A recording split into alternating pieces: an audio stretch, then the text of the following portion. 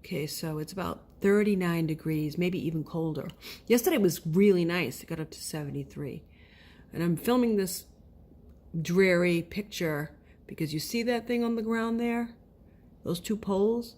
Those used to be a clothesline that my neighbor who lived there when I moved here when I was a little girl, she and her husband, it was Lorraine and Bill that lived there. And she died of Parkinson's a few years ago, and he died maybe a couple years ago, and a new person moved in there. She doesn't really, she's kind of, I'm not going to say she's not friendly, because she just keeps to herself, but they knocked down the clothesline. Now, I moved here when I was 3. I moved out when I was 23. And then I moved back when I was 30. I'm back in the house that I grew up in. This is the neighborhood I grew up in. So these people here next door at the time, Bill and Lorraine, they were like extended family. They were like extended family to me.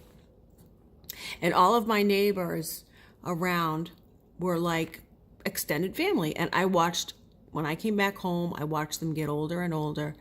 And then I watched them die. And I watched new people move in. I have, across the street from me, I have one neighbor that she's similar to me. She lived there with her sisters and brothers, and then she moved out, and then she moved back in, and her parents died.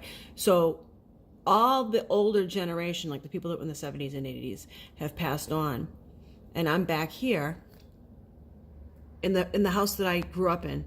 And when I saw that on the ground today like that, it made me feel weird, because I always remember Lorraine coming out and hanging up her laundry and stuff like that. And then even after, when she had passed on, that stayed up, and I put a wind chime on there many years ago, and it was on there for years. And now I came home from work and it's been knocked down. So it's just another end of,